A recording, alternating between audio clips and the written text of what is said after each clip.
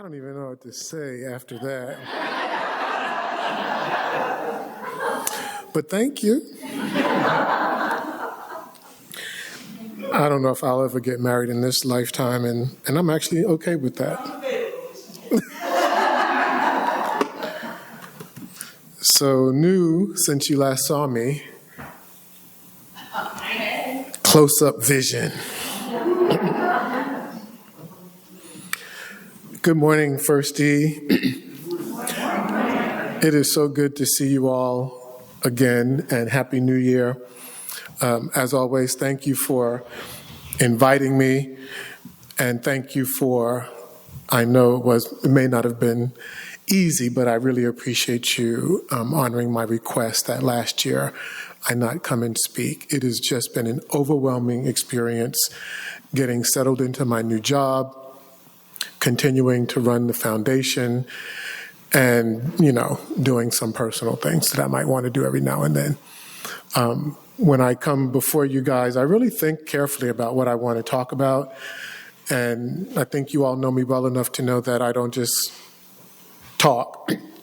I try to make things relevant, and that requires doing some research. And it's really a lot of work pulling a talk together.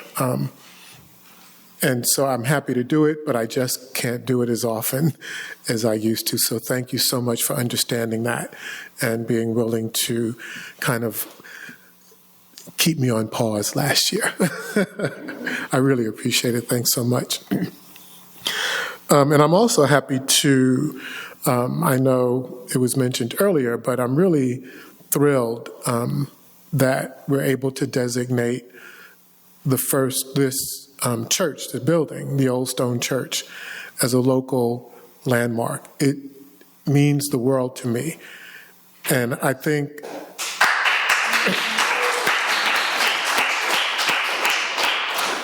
I'm not religious, but I do believe in divine intervention. And it is only divine intervention that put me in that position, the position I currently hold with the city of Atlanta, to be able to facilitate making sure that this building never is destroyed. Yeah.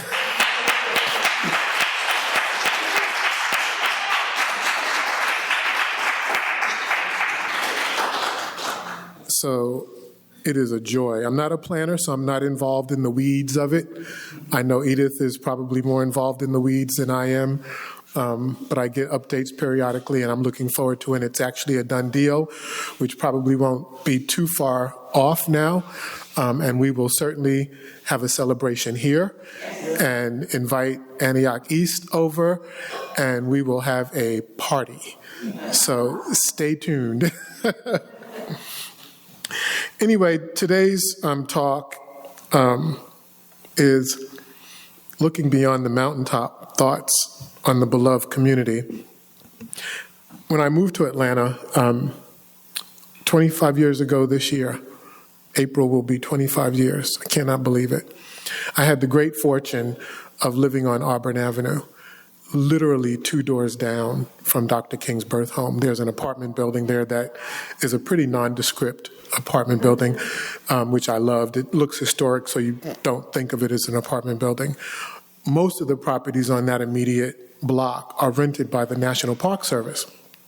You may not know. And I had a friend who rented a house across the street from that apartment building, and so she told me about those apartments. And as it turned out, I was able to get in, lived there for 8.5 years. And I learned in those 8.5 years more about Dr. King than I had in my entire life.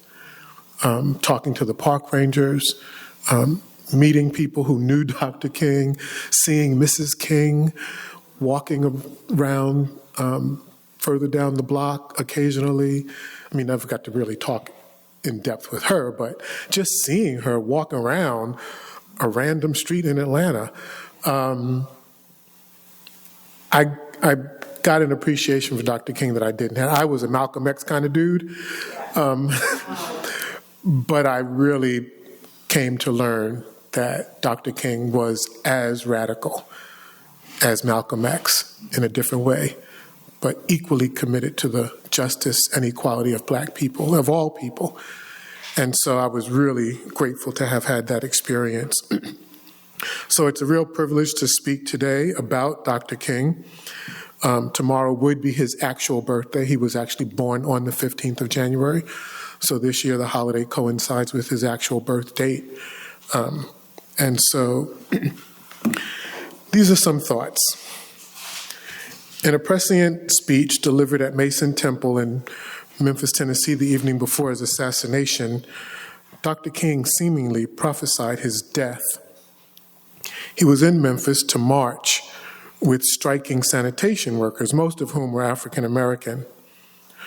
Toward the end of his speech, Dr. King recounted how earlier in the day, as he and his entourage of 5 sat on the tarmac on a plane in Atlanta bound for Memphis, the pilot spoke over the PA system to explain to passengers the reason for the delay. He informed everyone that Dr. King was on board and that they were taking extra safety precautions.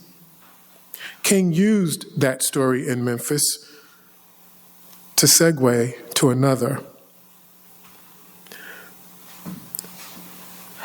The story that he segued to was about how when, upon arriving in Memphis, some had warned him about threats coming from some of our, quote, sick white brothers, unquote.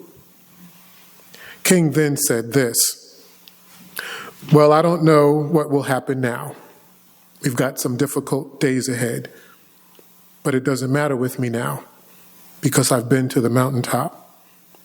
And I don't mind, like everybody, I would like to live a long life. Longevity has its place.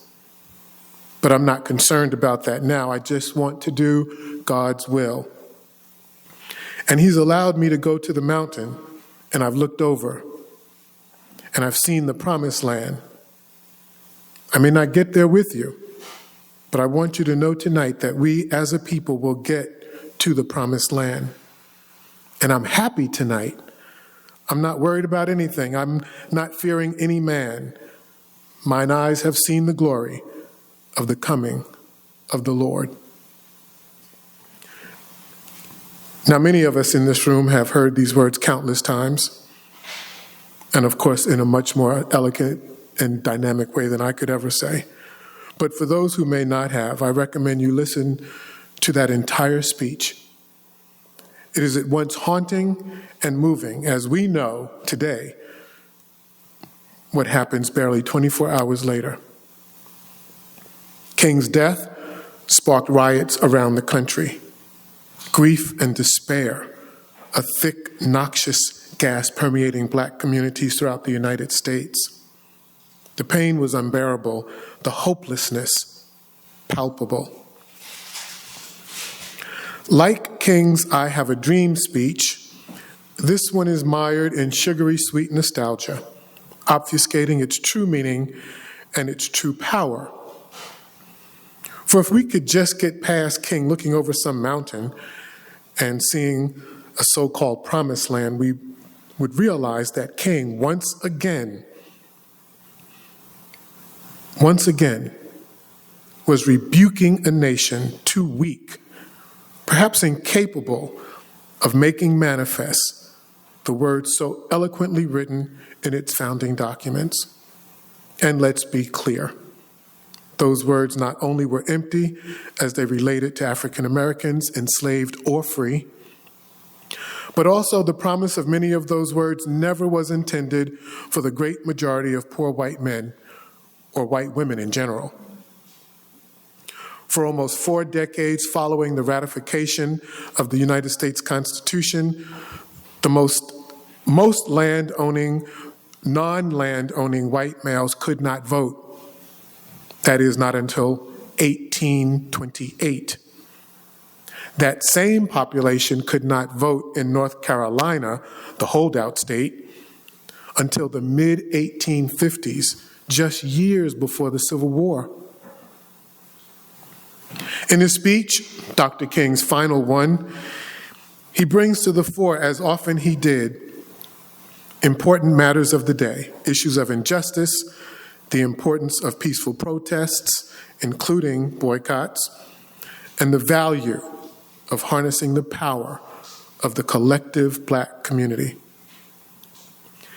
I would define King's tone during much of the speech as quietly defiant, in stark contrast to the compliant pacifist image of King the mere mention of his name often conjures up. He was a radical indeed, and every time I hear one of his speeches, it's clear to me why many whites in positions of power saw him as a threat. He wielded significant power and influence, and they knew it. In preparation for today's talk, I listened once again to Dr. King's Mountaintop speech. As always, I found myself mouth agape, mesmerized by its simple beauty and honesty. King's voice is melodious, his knowledge of history profound, and his ability to use historical facts, metaphorically and literally, in the service of current events, sheer genius. In addition, King's deep roots in the Black church and his training as a preacher act as silent conductors, skillfully calling forth the appropriate symphonic elements at the right time. The end result, an oratory masterpiece. Over the years, I've become somewhat frustrated by the use of the term beloved community. I often wish I could get inside the heads of people who use the phrase. I wonder what I would see, or maybe not. His daughter, Bernice, and many others here in Atlanta use the term ad nauseum. It's frustrating to me because I now know what I suspect Dr. King knew during his lifetime. This beloved community is an unrealistic goal. The land of milk and honey doesn't exist. In fact, in his Mountaintop speech, King essentially says that while the land of milk and honey is a nice Bible story, Black folks need shoes and jobs here on earth. It kind of reminds me of the movie The Color Purple, when Oprah, in her character, says to Celie, Whoopi Goldberg, that she needs to knock Mr. upside his head and think about heaven later because of the abuse she was sustaining. We have real earth issues that we need to resolve. I believe Dr. King may have used the phrase beloved community as a metaphor, one designed to help Blacks and whites, at least during his time, see themselves differently, in a new light, perhaps. Specifically, the notion of a beloved community could help Blacks imagine a world free from overt and persistent oppression and discrimination. For whites, the beloved community could serve as the framework within which they could see themselves as people free from the need to feel better than and superior to others, especially Blacks. For the weight of that must be unbearable. And I believe King understood that. I often wonder if King believed that human reality was designed to foster conflict, helping us to find ourselves, indeed to know ourselves through the other. I suspect, though, he might have believed it was possible to do so without extreme violence and dehumanization. In his trademark genius, Dr. King begins the Mountaintop speech by imagining himself standing at the beginning of time with the ability to take, in his quotes, a general and panoramic view of the whole of human history up to now. He further imagines that the Almighty asks him in which age he would like to live. And true to his ministerial training, he invites the congregation, the audience, to join him on this journey. As King imagines this imaginary trip, he stops first at Egypt. He talks about how he would watch God's children on their journey from that nation's dark dungeons to the Red Sea and through the wilderness on toward the Promised Land.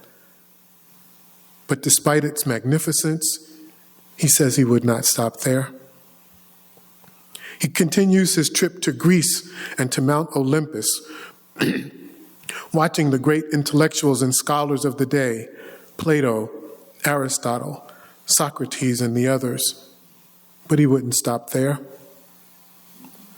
From Greece, King moves on to the Roman Empire and observes the great emperors and leaders, but he wouldn't stop there either. In like fashion, King's imaginary journey takes him next to the age of the European Renaissance, then on to Martin Luther's Reformation, and to the year 1863, where he observes a vacillating President Lincoln in the midst of a great civil war. But he wouldn't stop there. King's journey continues to the 1930s, where he says, a great president reminds his countrymen that, quote, there is nothing to fear but fear itself, unquote. Finally, King says, he returned to the Almighty and asked, if you would let me live just a few years in the second half of the 20th century, I would be happy.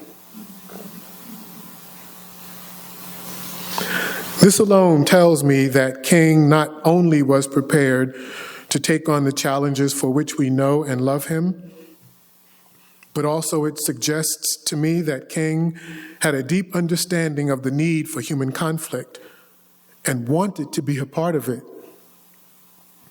It also tells me that Dr. King, even if unconsciously, understood his role in human history at that moment in time. Whereas he was a reluctant leader in 1955, by 1968 he had, as Mama tells Ruth about her husband Walter Lee in Lorraine Hansberry's A Raisin in the Sun, come into his manhood. By the time of his death, Dr. King was in complete alignment with his destiny. It's a remarkable thing to see. I'm not sure exactly when or how many in this country, blacks as well as whites, went from seeing King as enemy number one to seeing him as a great savior. But our country does have a knack for taking moments in its history that could serve as great catalysts for meaningful change, and reducing them to Disney World-like excursions through Happy Land. The Civil War's lost cause and January 6th as a group of peaceful protesters are but two examples. Similarly, Dr. King's profound and abiding commitment to peace, justice, and equality is often reduced to a dream and a beloved community, even by his own family. I don't believe King saw his work resulting in a world in which every day would be sunny and bright, with nary a rain, cloud, or thunderstorm on the horizon. I do believe he felt we could live side by side with dignity and respect, with the understanding that we all are human with the rights pursuant thereof. King often used this country's founding documents and its history to argue his case. In the Mountaintop speech, he says, quote, somewhere I read of the freedom of assembly. Somewhere I read of the freedom of speech. Somewhere I read of the freedom of the press. Somewhere I read that the greatness of America is the right to protest for right. And so just as I said, we aren't going to let dogs or water hoses turn us around. We aren't going to let any injunction turn us around. We are going on, end quote. Were Dr. King alive today, he might well welcome the challenges we face as an opportunity to engage in activities that are as old as the human race, struggle and conflict. Would he believe in a beloved community? I don't know. We are here, however, and with our lives, we have daily opportunities to use that life in the service of humanity, creating in our spheres of influence something akin to a beloved community, opportunities to help others see themselves differently. Thank you.